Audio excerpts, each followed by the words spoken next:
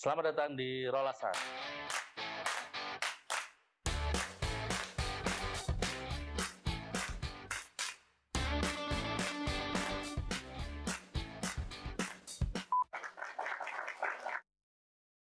Ya, selamat datang di Rolasan. Tema yang kita akan bahas kali ini adalah soal Kota Blitar. Nah, yang kita tahu tuh Kota Blitar terjadinya pada tanggal 1 April 2023 itu berusia 117 tahun. Ya, betul. Nah, kali ini kita kedatangan tamu dari pemerintah Kota Blitar, yaitu Pak Heri, dan ada Mbah Budi, pustakawan muda dari Pustakaan Prof. Bung Karno.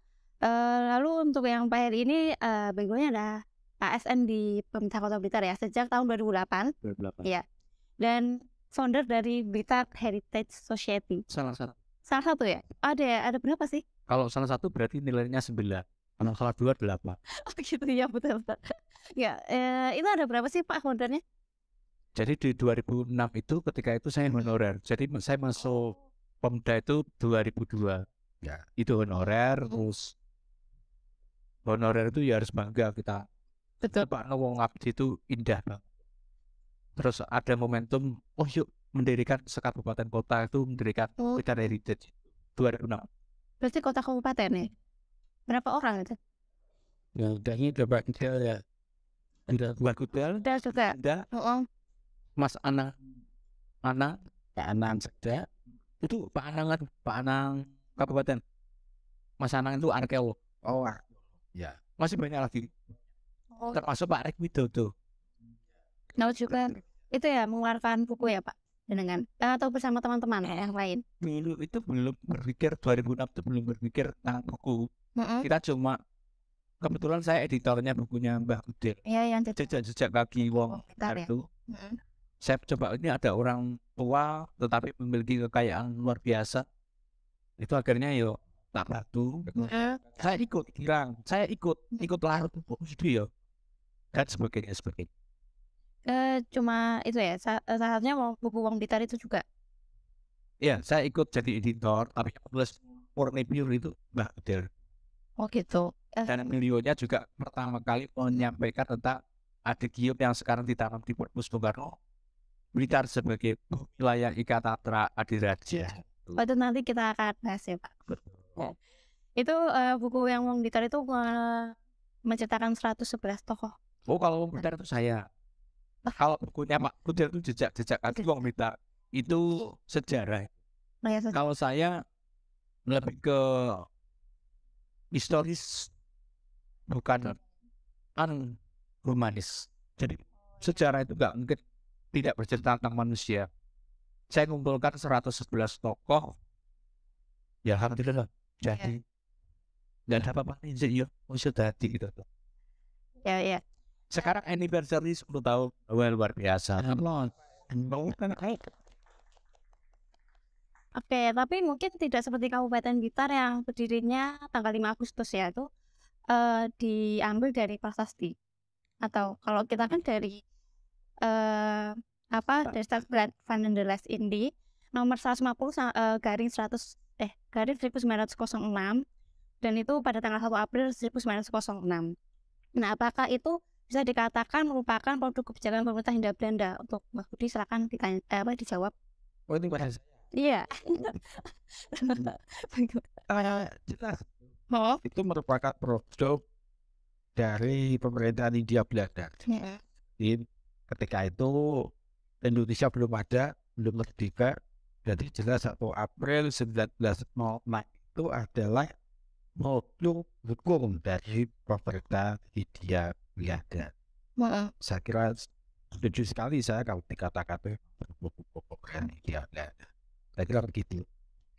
Tapi apakah ada tanggal-tanggal lain yang sebetulnya bisa kayak Kabupaten Blitar contohnya yang diambil dari prasasti atau segala macam?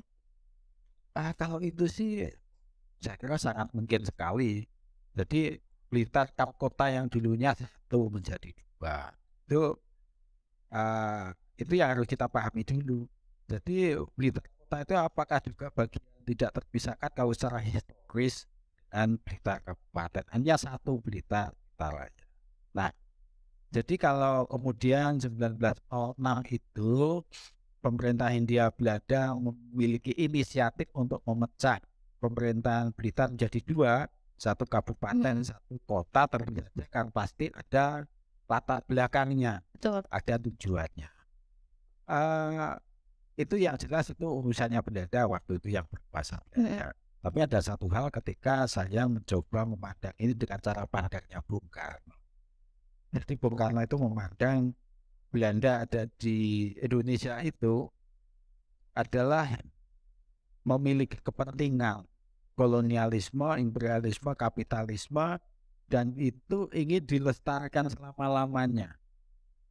Jadi dengan segala produk hukumnya itu, Hindia Belanda itu, jadi kalau dalam pandangan saya, sipil pemikiran Karno pasti ditujukan untuk kepentingan dia, untuk melestarikan kekuasaannya dia, dan pasti tentu saja bukan untuk kemaslahatan masyarakat yang ada di Blitar, baik itu kabupaten atau kota.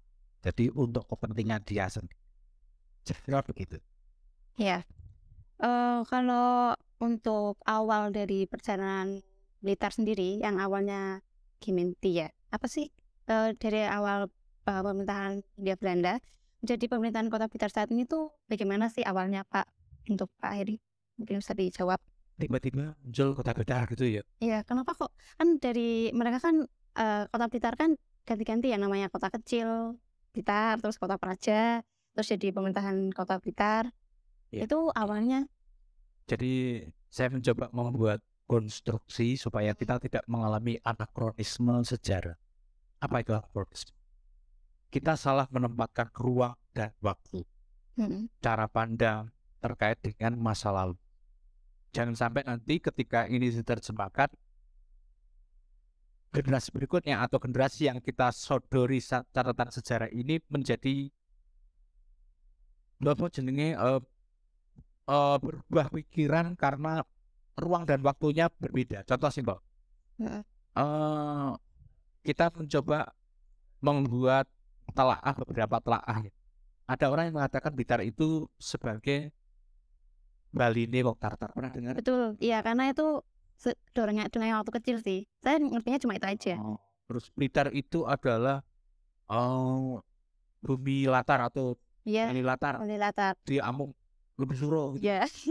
Jadi itu ranah folklore, tapi itu bagus-bagus juga. Jadi begini, pembentukan Gemeente Blitar. Pertama saya pisahkan dulu kenapa kok kita memilih 1 April itu sebagai hari jadi Kota Blitar.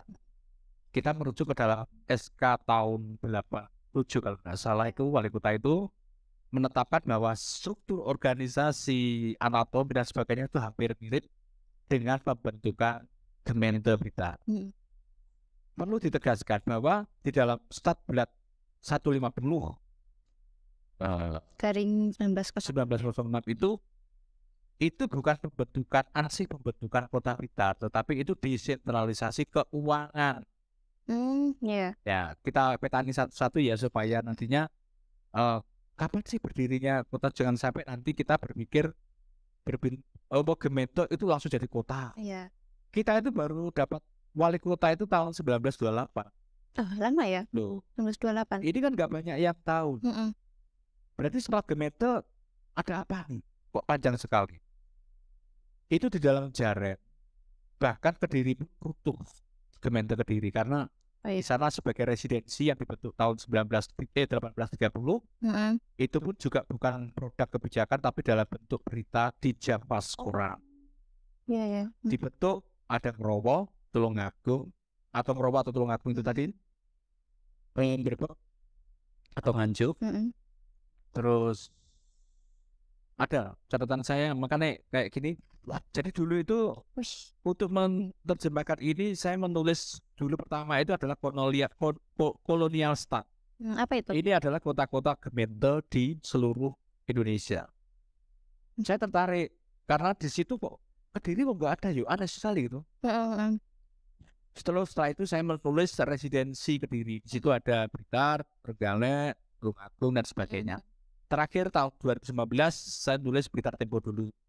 Saya awali tahun 85 tadi menyampaikan tentang kabupaten. Kabupaten itu ngambil dari Batu atau prestasi. Prestasi apa sih? Nanti kita dalami kalau kerso. Karena ini konteksnya adalah Kota Blitar.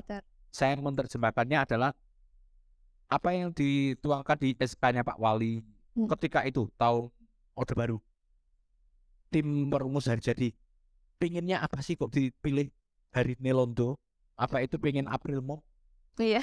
Jelas kan nggak berpikir gitu kan? Iya, betul. Jadi yang jelas kita dudukan legasi yang ingin disampaikan kepada anak cucunya.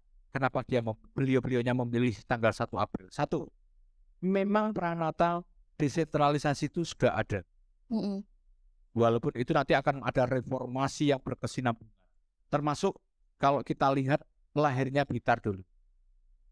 Saya membuat catatan baru saja karena mendadak tadi itu.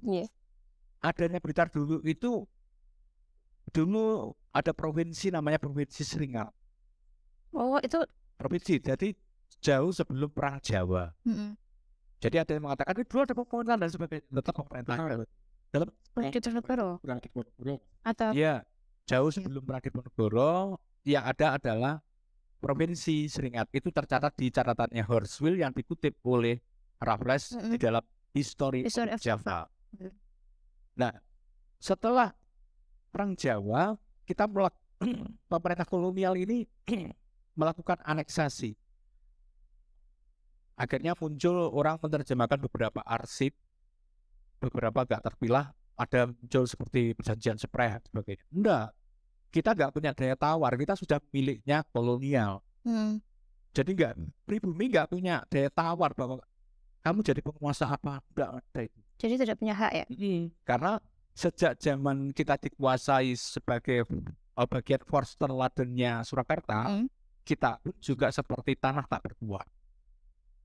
Itu jauh sebelum Perang Jawa. Setelah Perang Jawa muncul residensi dibentuk di Kediri. Berarti kasarnya belum dibabat ya? Kayak kita lihat dulu nanti itu nanti nextnya. Kita ngomongnya Gemeta dulu.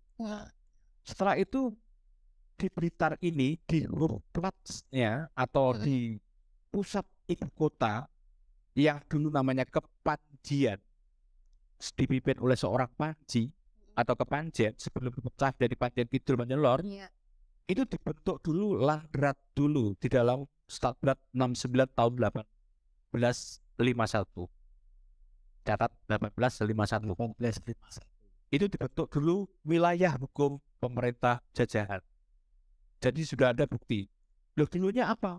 Dulu Regen atau Ondregen atau Ronggoskap itu ada pengadilan yang sifatnya sipil, gegeran, Doldinuku dan sebagainya. Juga ada kita juga punya namanya di Kasimanat itu dulu apa ya Ibu? Dewan Masjid itu loh.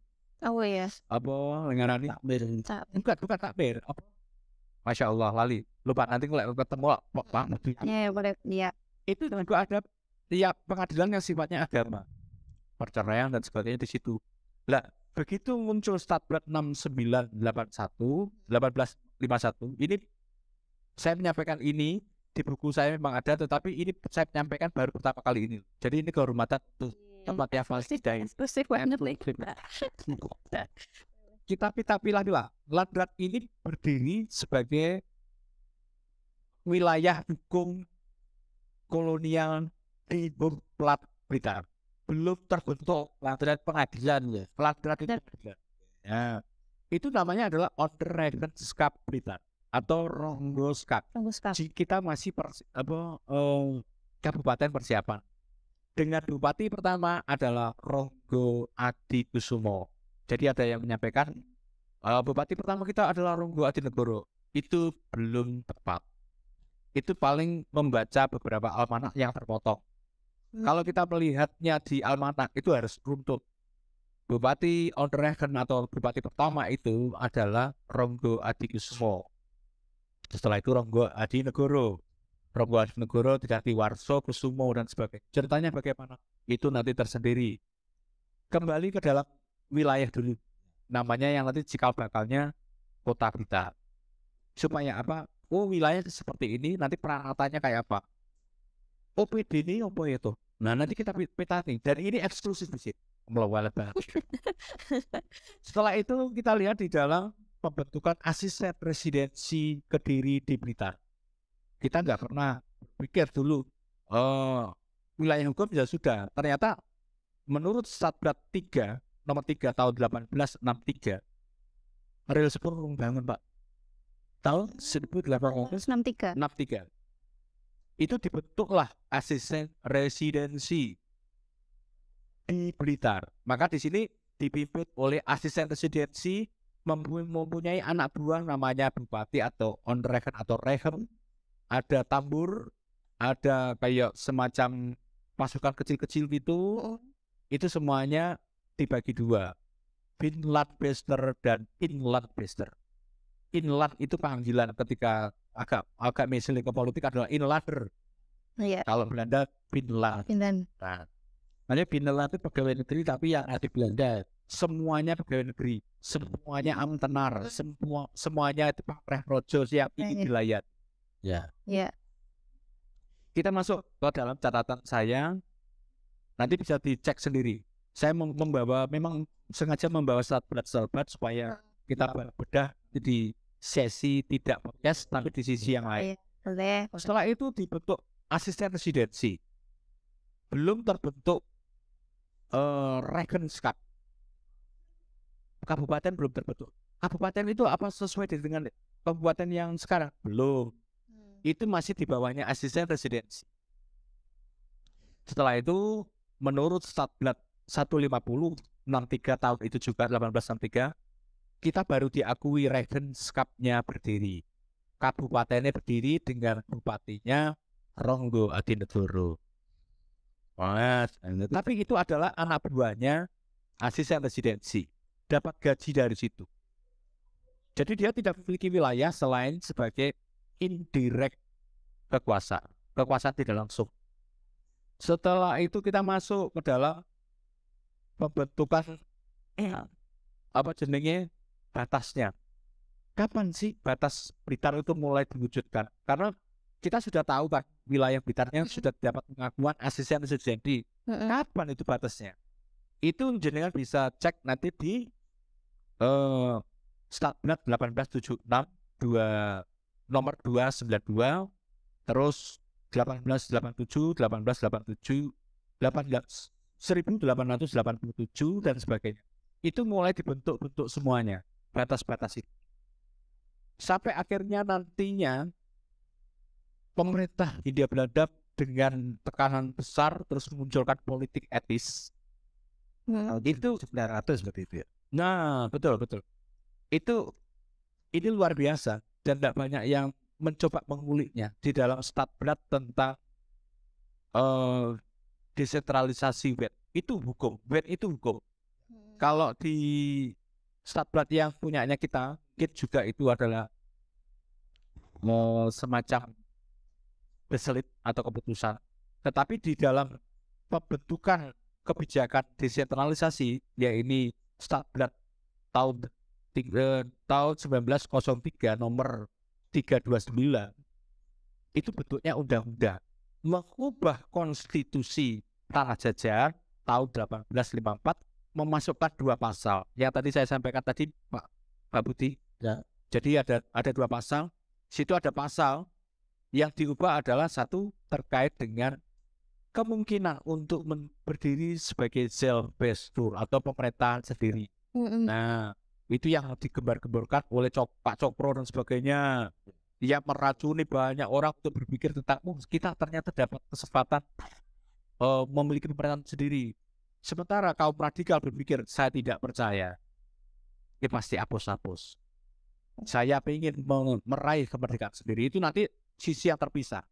Bagaimana nanti pembentukan permanen tata pemerintahan di daerah-daerah ini sudah permanen, sudah ditata demikian rupa, tetapi di sisi kesadaran masyarakat pasca lahirnya kesadaran nasional tahun 1928 itu berbalik arah.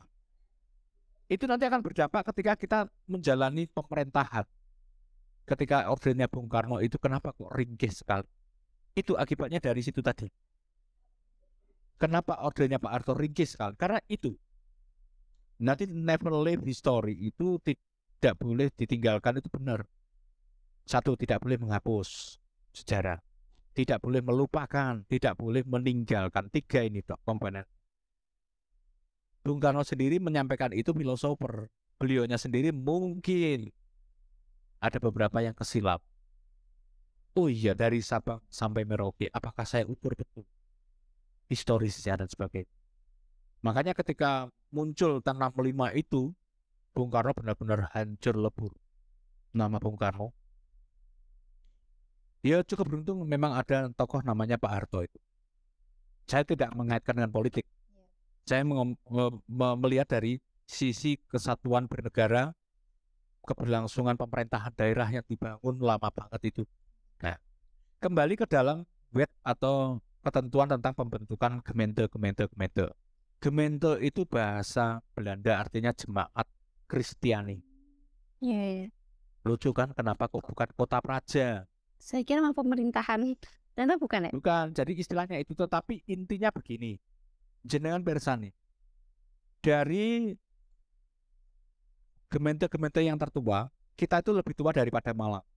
Kita sekaliber Surabaya, Batenzok atau Bogor, Cornelis, Jakarta, Kerawang.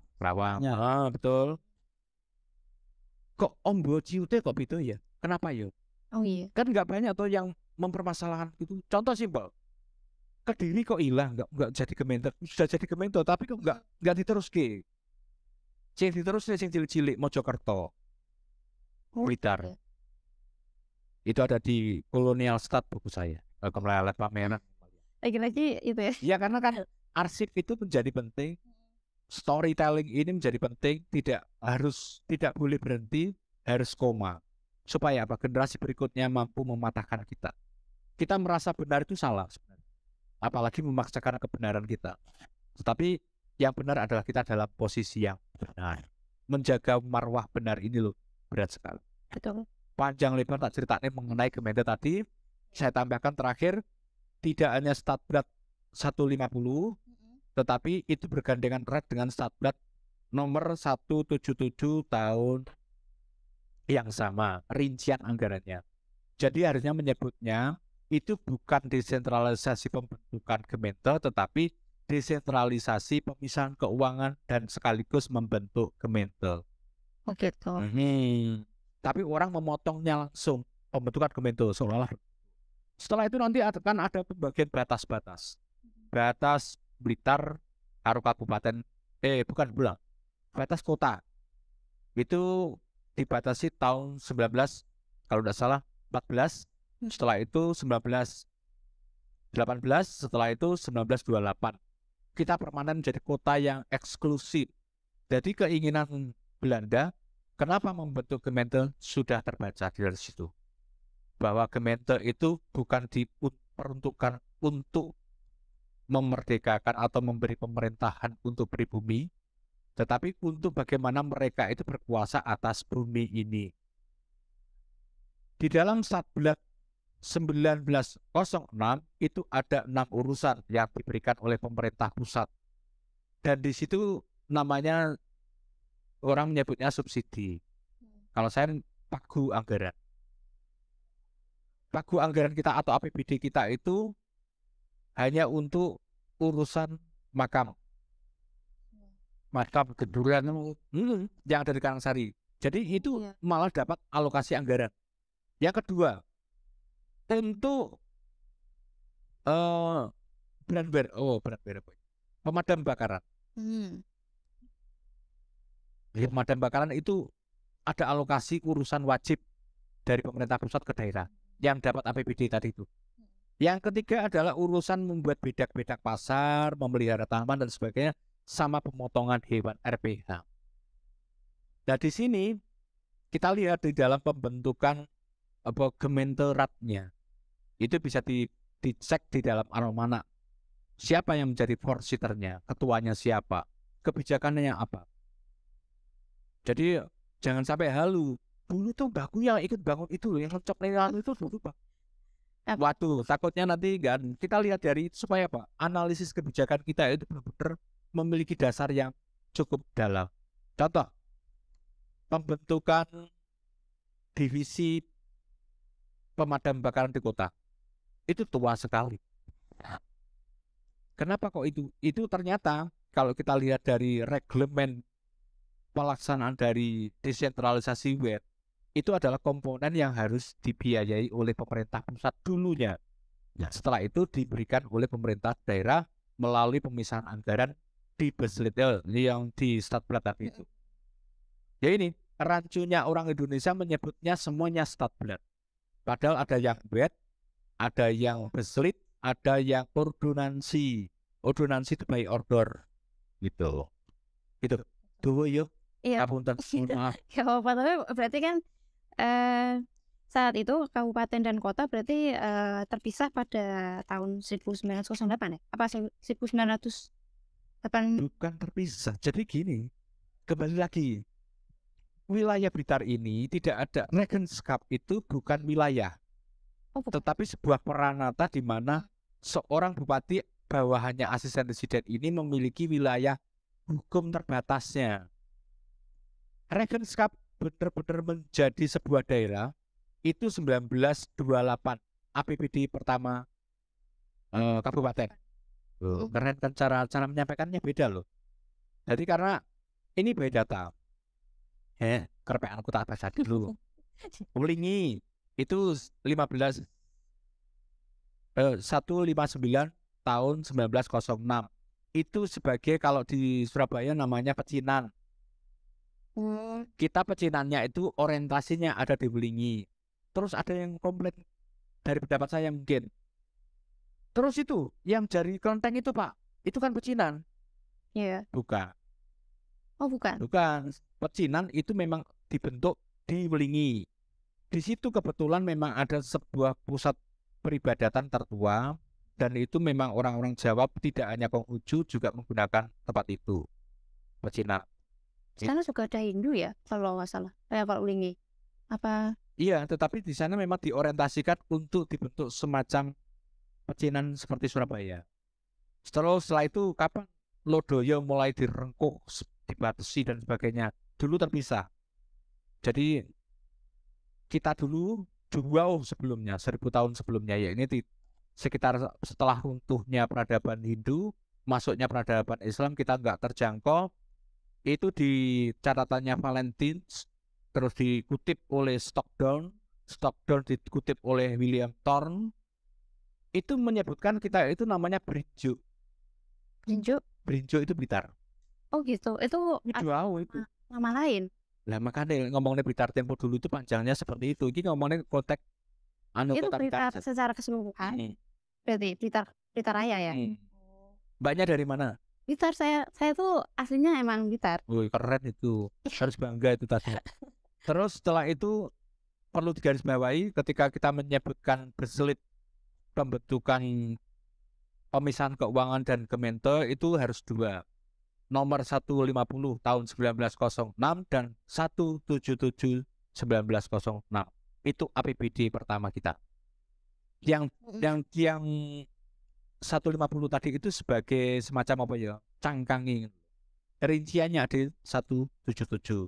Berarti dalamnya tuh lebih rinciannya ada di situ, di APBD pertama itu. Makanya ketika disampaikan pembacaan di kantor kota mendapat subsidi sekian gitu kan. Itu bukan subsidi, ternyata ada lampiran rincian. Untuk brandware, untuk makam dan sebagainya tadi itu. Ya. Jadi itu cikal bakalnya. Jadi pemerintahan daerah itu dibentuk pasti ujung-ujungnya duit. Iya. Makanya enek korupsi dan sebagainya di awal-awal euforia reformasi itu pasti korupsinya adalah di daerah. Ada raja-raja kecil dan sebagainya. Karena apa? Sejak awal transplantasi hukum Barat ke Indonesia ini baunya uang. Maka legasi yang bisa kita ambil dari itu apa? Ayo, sebaik apapun negara itu tanpa tata kelola keuangan yang baik, maka tidak beradab. Nah gitu guys, jangan korupsi. Itu nanti kita bahas bandit-bandit kolonial yang pernah saya di Dikda itu. Oh iya tuh celahnya di sini ya. Gitu.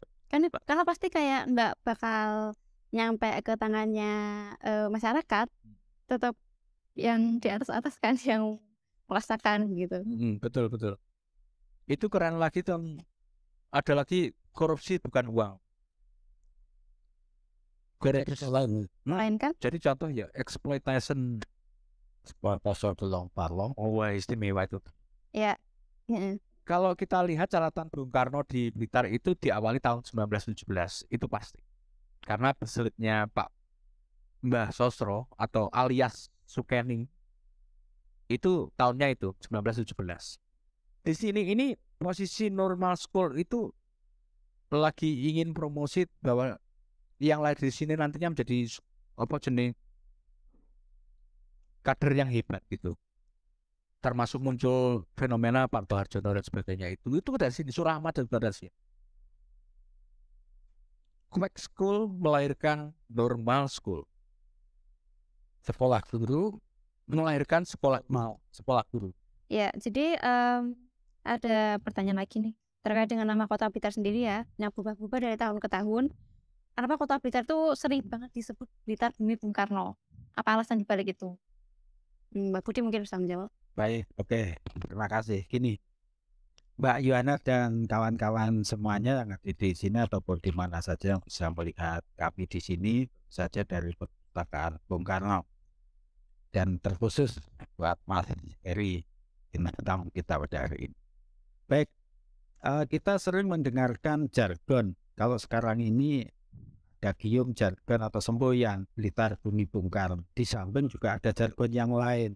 Blitar Kota Peta, Blitar Kota Patria, tiga itu ya. Tapi hari ini kita akan bicara tentang Blitar Bumi Bung Karno.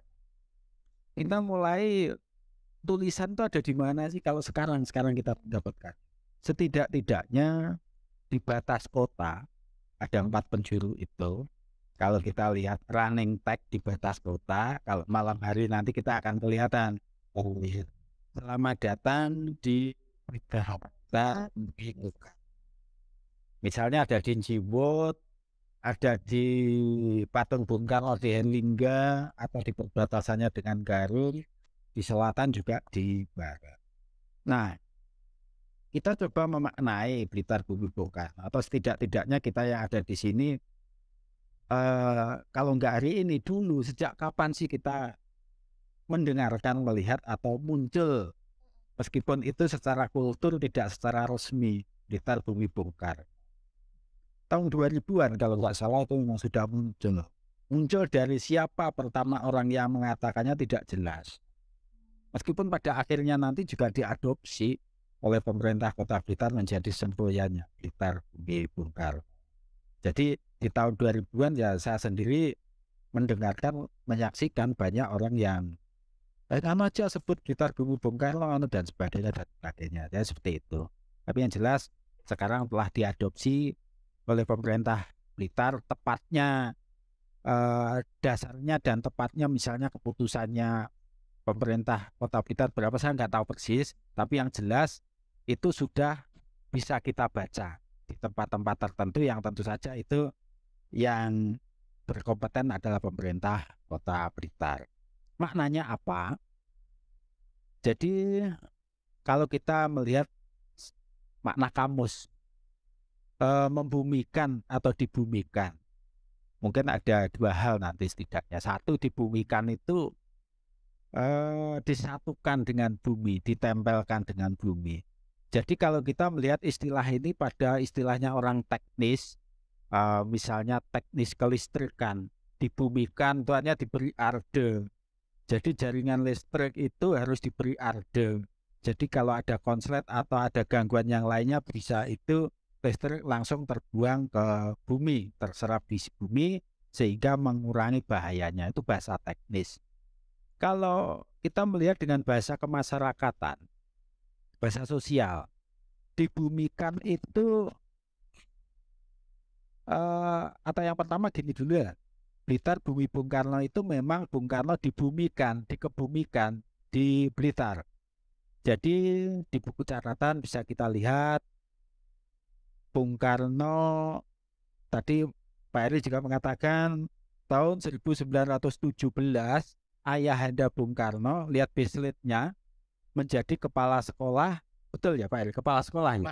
Mantri guru, itu di Blitar. Nah, Bung Karno waktu itu memang sekolah di Surabaya, tetapi pulang kampungnya, pulang ke orang tuanya di Blitar. Nah, selanjutnya singkat cerita, Bung Karno meninggal tahun 21 Juni tahun 1970, dimakamkan di Kota Blitar atas dasar instruksi Presiden nomor 44 tahun 70 bertanda tangan Jenderal Soeharto. Bung Karno dimakamkan di Blitar, yang sekarang bisa kita lihat menjadi suatu bagian makam Bung Karno dan perpustakaan Bung Karno. Nah, di situ bisa dikatakan Blitar bumi Bung Karno karena Bung Karno memang dimakamkan di Blitar. Oke, 1, 2, yang ketiga. Blitar bumi Bung Karno di dalamnya, kalau kita melihat arti kamus lagi, membumikan itu adalah mensosialisasikan atau memasyarakatkan.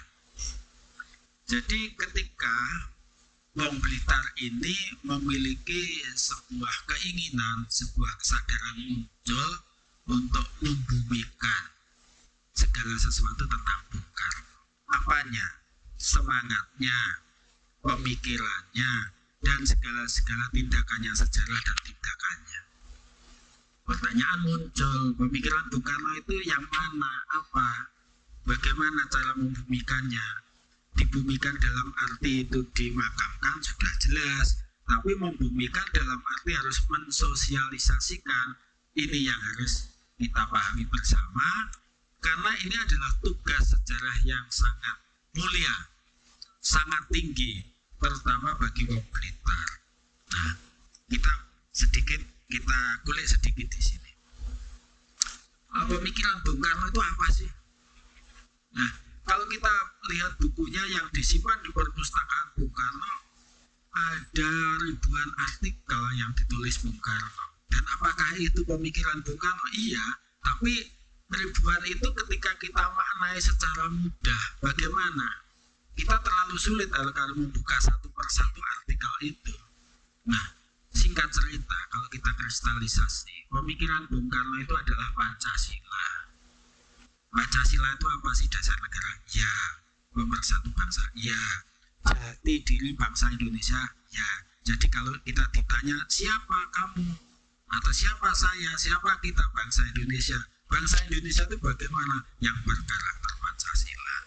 Yang sampai saat ini bisa menjadi dasar, yang ternyata bisa mempersatukan seluruh perbedaan dan juga diterima oleh seluruh perbedaan. Dan tidak hanya itu, Pancasila adalah juga telah diusulkan oleh Bung Karno di singgasana tertinggi dunia.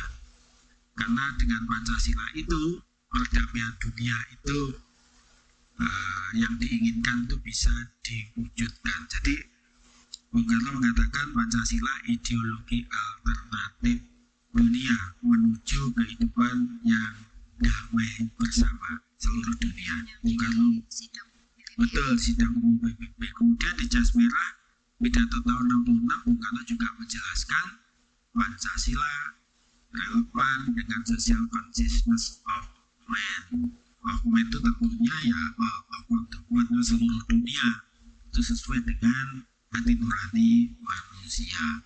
Jadi Blitar bumi Bung Karno adalah sebuah tempat yang masyarakatnya ingin gunakan kembali, ingin mereaktualisasikan kembali, mensosialisasikan, memasyarakatkan pemikiran Bung Karno, apa? Pancasila. Nah, ada satu hal, Pancasila itu bisa hidup memerlukan syarat. Nah, Pancasila itu dipidatokan Bung Karno 1 Juni 45. Betul ya? Syaratnya Pancasila itu bisa dioperasionalkan adalah jika bangsa Indonesia merdeka.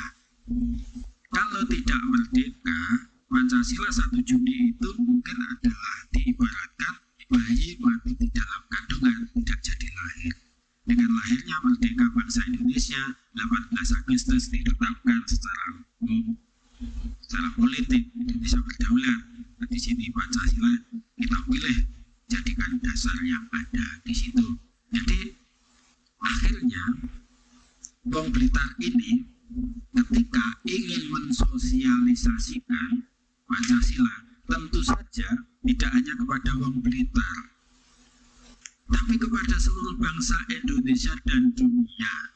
Jadi disinilah kemudian saya juga dengar-dengar lama-lama muncul semboyan yang baru dari Blitar untuk Indonesia dan dunia. Apa toh yang sebenarnya dari Blitar itu? Itu adalah hasil pemikirannya Bung Karno ini. Jadi yang telah nyata-nyata Bung Karno pernah mensiarkan itu untuk Indonesia dan dunia. Jadi yang dari Blitar untuk Indonesia dan dunia, ya inilah pemikiran-pemikiran Bung Karno itu. Jadi akhirnya konsekuensinya bagi Wong Blitar ini apa? Nah, ini kan tanggung jawab sejarah yang memunculkan sebuah konsekuensi. Wong Blitar itu kebetulan ketika saya bertugas di Perpustakaan Nasional, saya sering bertugas mengadakan pameran. Pameran itu di beberapa kota atau banyak kota di seluruh Indonesia. Ketika saya ketemu dengan pengunjung, nampak harapan besar mereka dan gestur mereka yang dalam pandangan mereka itu kita orang Blitar adalah orang yang sangat mengerti tentang Bung Karno, adalah orang yang sangat paham tentang Bung Karno, sangat paham tentang Pancasila, sangat paham tentang makna kemerdekaan, sangat paham tentang nasionalisme Indonesia. Jadi ini yang pengalaman ini yang harus saya sampaikan pada kita semuanya, bahwasanya kita Blitar ini, apalagi kalau kita sudah bicara tentang ulang tahun kita, siapa kita Wong Blitar yang harus bisa menyuarakan pemikiran Bung Karno. Ini merupakan sebuah tanggung jawab yang berat yang harus bisa dipahami, disadari bersama-sama oleh seluruh komponen Wong Blitar. Inilah kemuliaannya orang Blitar. Tapi ada syaratnya, jika lo sukses memikul amanah ini, memikul amanah untuk menggali kembali pemikiran Bung Karno dan membumikan, mensosialisasikan pertama kepada Wong Blitar, kepada Wong Indonesia, dan kepada seluruh dunia. Itu mungkin Blitar bumi Bung Karno yang ya menurut saya mungkin subjektif, mungkin atau saya terlalu bermimpi, terlalu mimpi ya, karena jam ini jam-jam yang lama dan tahu saya, jadi mimpi saya mungkin agak halusinasi gitu. Nah, ini menjadi kenyataan atau sekedar menjadi halusinasi, saya kira monggo kita semuanya yang akan mewujudkannya. Mungkin itu bisa jadi pengertian bahwa kenapa bisa disebut Bung Karno, karena Bung Karno ingin karena rakyatnya ingin memunculkan kembali pemikiran itu. Iya. Tapi tidak jauh ya dari maksudnya pendirian makam Bung Karno ini kan. Kebetulan juga begini, makanya ada satu hal. Ketika Bung Karno dimakamkan di Blitar ini akhirnya menjadi sebuah kebetulan dan menjadi sebuah kebenaran. Kebetulan itu kita tidak tahu persis ketika Presiden Republik Indonesia menginstruksikan Bung Karno dimakamkan di Blitar. Tapi sekarang menjadi sebuah realitas kenyataan bahwasanya di Blitar ini ada satu pola disebut pola apa, menjadi kiblat papat lima pancar, di mana 4 itu adalah raja yang berorientasi pada Nusantara, pembentukan kebangsaan Indonesia zaman Majapahit, zaman Singosari. Kemudian disempurnakan oleh Bung Karno dengan konsep kebangsaan Indonesia menjadi bulat dan utuh. Meskipun ini dalam perjalanannya tentu saja masih banyak yang harus diperbaiki, tapi setidaknya tokoh-tokoh besar itu menjadi sebuah pola peta di sini. Peta map maksudnya kiblat papat lima pancer itu adalah Bung Karno yang di tengah-tengahnya, dan itu dasarnya adalah instruksi Presiden nomor 44 tahun 70. Mungkin waktu itu tidak direncanakan untuk itu, tapi ternyata dalam perjalanan sejarah secara natur kita menemukan nilai-nilai itu. Mungkin seperti itu. Tapi tidak lepas dari pembentukan Gemeente tadi kan ada lanskap kota yang sebetulnya awalnya bisa berdirinya Kota Blitar itu sendiri. Bagaimana tuh menurut Pak Heri sendiri? Nyambung dari jenengan juga Pak Budi. Saya mencoba menerjemahkannya begini. Instruksi apa SK tuh Pak? Seperti Inpres nomor 44. Jadi satu-satunya dasar hukum. Jadi bukan subjektif akhirnya. Yang menyatakan Blitar itu bumi Bung Karno itu malah justru Pak Harto. Kenapa? Karena ada Inpres itu satu-satunya daerah dengan ketika itu ada desoekarnoisasi, semua Blitar itu seperti diisolasi. Publikasi tentang Bung Karno itu dulu hampir tidak ada di era itu. Makanya muncul idiom tentang Blitar Kota Patria, kota peta yang tertib, rapi, indah dan aman.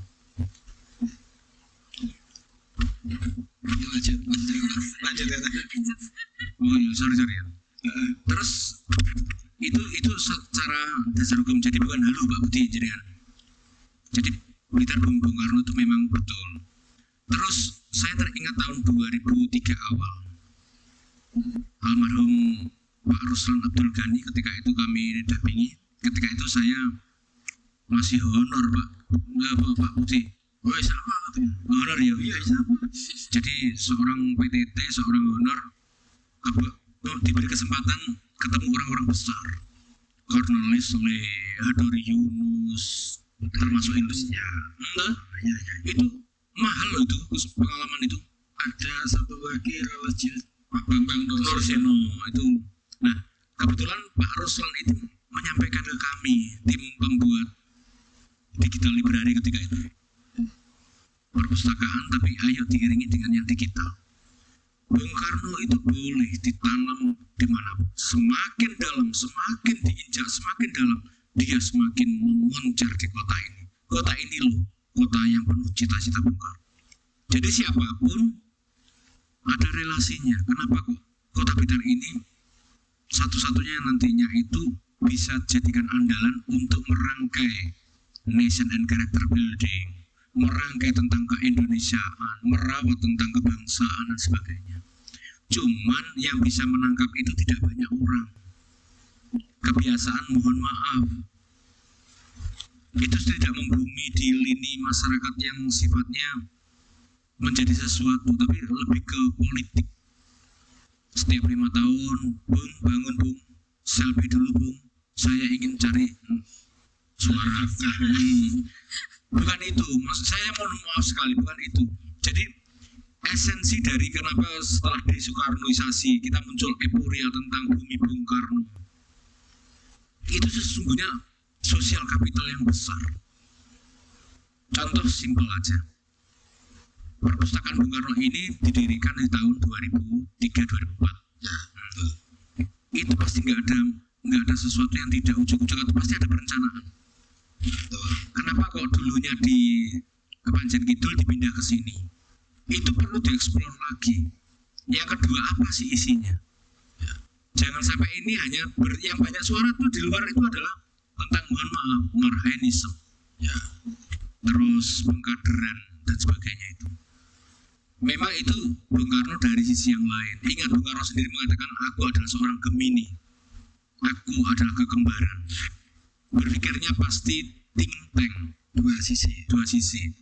Nah Bung Karno itu ketika dikultus individukan justru tidak berdaya, tetapi ketika dia dikaji, digali lagi, itu memantik sesuatu yang besar. Contoh, saya mencoba mengaplikasikannya. Jalan kita itu dulu sini jalan Kalasan kan? Jalan, ya masih baru-baru Kalasan. Ya. Kalau di sana, ya itu sekarang jalan apa? Insinyur Soekarno kan? Insinyur Soekarno. Nah, ya. Momentum tahun berapa itu dibentuk tahun Soekarno? Insinyur Soekarno 2007 ya. Berhasil roh aku maksudnya. Nah, sebelumnya jalan apa Pak Budi itu? Itu jalan Slamet Riyadi. Sebelumnya lagi jalan Penataran. Jalan Penataran. Saya menemukan buslet. Ini tak berikan ke mbaknya ini. Ya kita cek satu-satu. Ini satu-satunya yang kita publis melalui perpustakaan ini juga. Lanskap kita awali dari makam Bung Karno dulu. Jalan makam Bung Karno itu dulu namanya adalah Ngoran Strat. Coba nomor berapa itu Mbak? Jembatan Berni Kalilahar ke utara sampai stasiun Stad. Itu Ngoran Strat. Berni gitu. Itu lego betul, coba bayangkan. Sini sampai ke sana, nggak mungkin kan lewat sana. Ngoran Strat itu. Nah, titik nol kita itu di Herenstraat. Bahasa Belandanya coba dibaca Mbak. Ya kita baca dengan bahasa sederhana ya. Vanaden Hox alun-alun Ostelok. Nah, Ostelik ya Ostelok. Richting to an Visprong by Dolfun Kantur. Jadi apa artinya? Dari sudut barat daya alun-alun arah ke timur di persimpangan jalan dekat kantor telepon Telkom itu ya. Betul. Nah, itu panjangnya jalan Herenstraat. Titik nolnya di mana? Di selatannya tadi itu. Jadi di depannya kantor kota. Tetapi sekarang jenengan ke Persani. Titik nol kita itu di depannya toko sepatu. Lebih barat lagi. Nah kalau saya menyampaikan ini adalah buslet tahun 1925. Gementorat yang membentuk. Belum ada wali kota, tapi ketua DPRD ketika itu. Voorzitter de Gemeenteraad. Bunyinya itu keputusannya. Voorzitter biasanya kalau tidak diampu oleh wali kota, maka diampu oleh asisten presiden. Ya.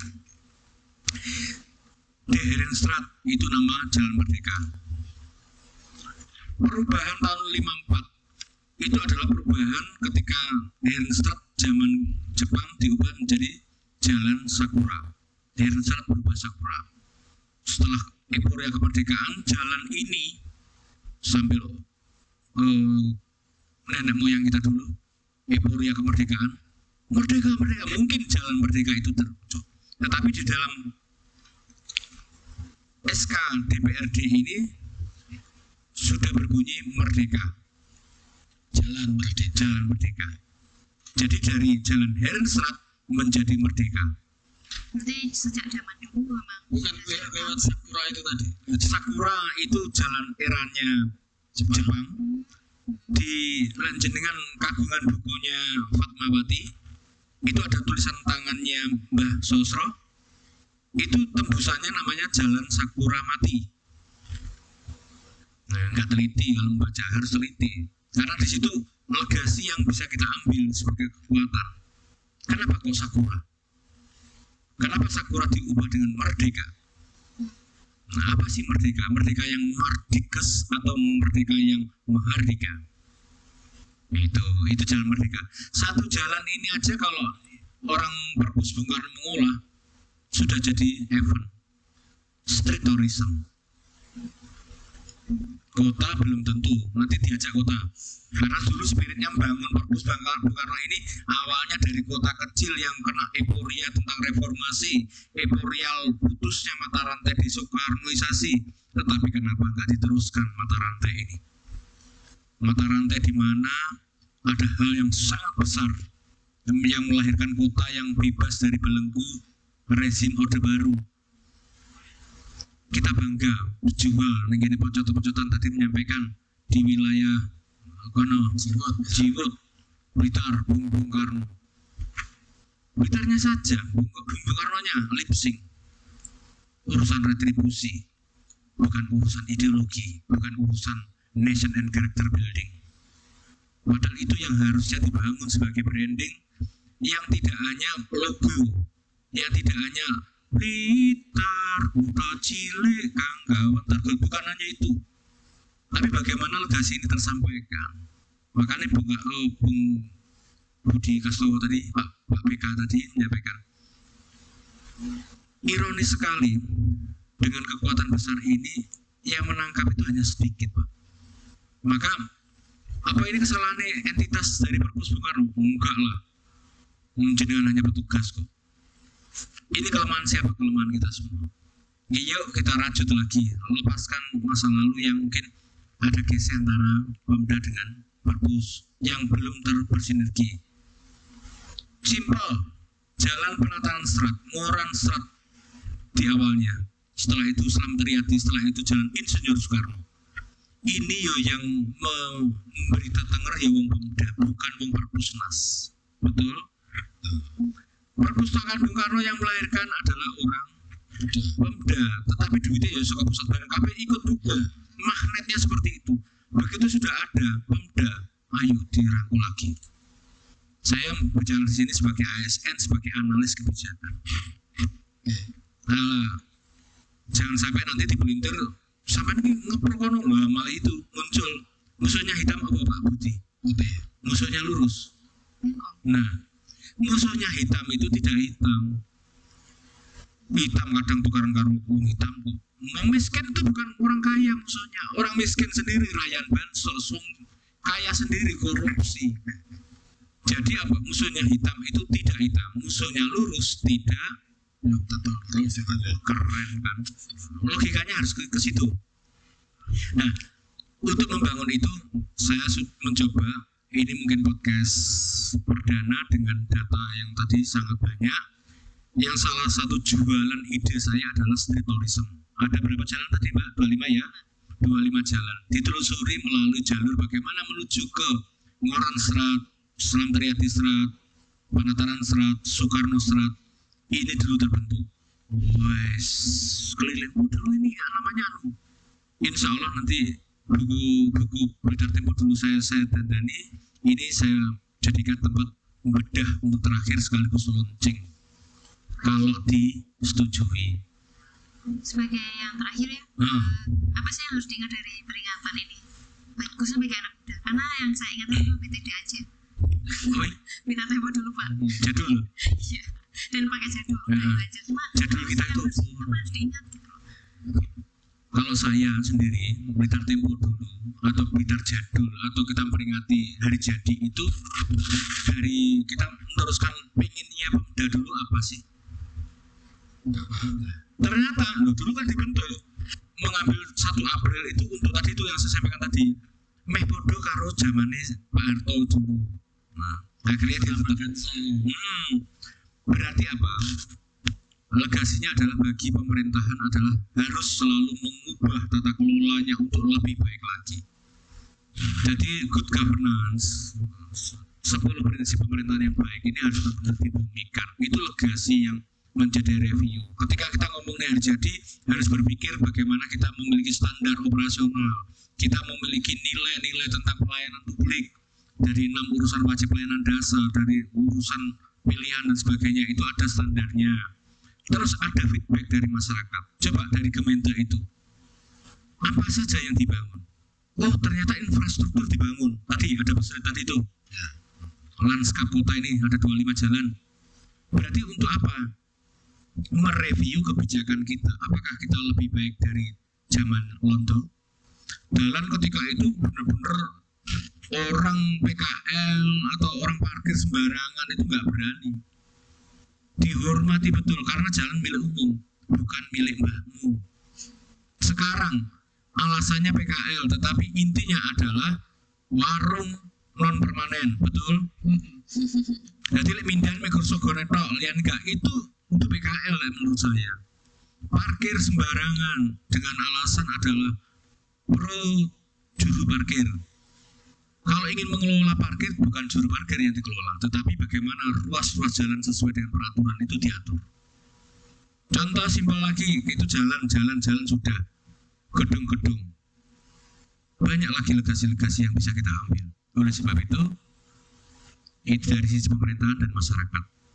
Tahu haknya, tahu, oh ternyata ini. Yang kedua adalah pelestarian nilai-nilai penting. Mumpung momentumnya adalah momentum hari jadi. Nilai-nilai apa yang bisa kita lestarikan? Yang sifatnya berkesinambungan keberlanjutan. Di eranya dulu Pak Samanhudi ini yang baik diteruskan. Di eranya Pak Jarod yang baik diteruskan. Di eranya Pak Istiono yang baik diteruskan. Kita ambil perbaikan. Saya kira itu untuk generasi di Blitar Raya. Untuk Blitar, untuk Indonesia, kita punya suatu ikon untuk mempersatukan negara ini sebagai daerah yang berorientasi pada penguatan pilar kebangsaan. Itu namanya adalah Bumi Bung Karno. Ya ini seiring sejalan harusnya. Itu dari saya. Oke, ngomong ya. Mungkin karena sudah usia waktunya, jadi terima kasih sudah mungkin closing statement. Ya, ada satu yang sebenarnya yang inti judulnya ini tadi, ketika kita mengkaitkan Blitar Bumi Bung Karno dengan hari jadi Kota Blitar. Saya berandai-andai, tapi berandai-andai yang berbasik pada pemikiran Bung Karno, atau saya mencoba meminjam kacamatanya Bung Karno. 1 April itu adalah produk, nah tadi dikatakan produk hukum atau apa, itu yang jelas itu produk kekuasaan Hindia Belanda yang tujuannya adalah mengekalkan penjajahan. Jadi ketika kita memperingati hari lahir kita itu 1 April yang produknya Belanda, jangan-jangan kita sebagai anaknya, namanya lahir anak dari orang tuanya, orang tua kita adalah Belanda. Saya katakan seperti itu. Jadi ketika kita mengklaim 1 April adalah hari lahirnya Kota Blitar, maka kita adalah anaknya Belanda. Nah, kita adalah secara genealogi, kita lahir yang kita klaim itu 1 April, bapak ibu kita adalah Belanda. Itu satu logika ya.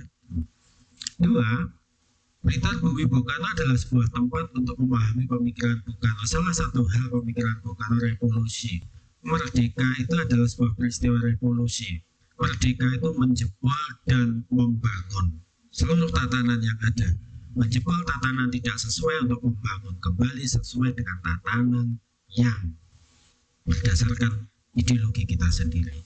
17 Agustus 45 itulah terjadi revolusi. Nah, pada saat itu terjadi penjebolan seluruh tata kelola. Bahkan sangat mungkin yang boleh dijebol juga termasuk tata kelolanya pemerintah Kota Blitar nomor 5. Untuk kita jadikan Blitar sebagai Blitarnya NKRI.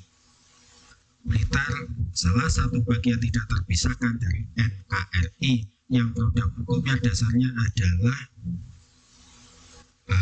Presiden Republik Indonesia atau yang memiliki kekuasaan atas Republik Indonesia. Mungkin perlu kita pelajari, kita pertimbangkan lagi.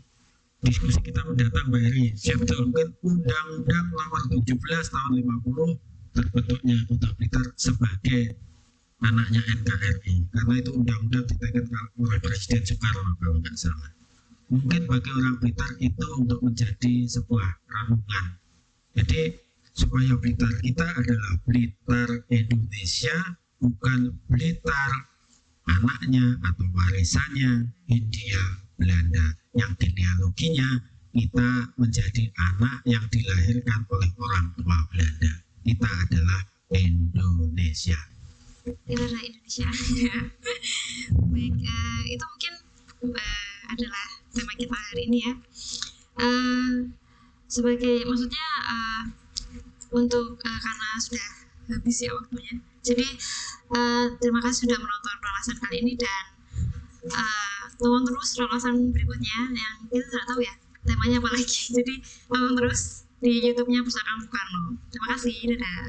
Assalamualaikum warahmatullahi wabarakatuh.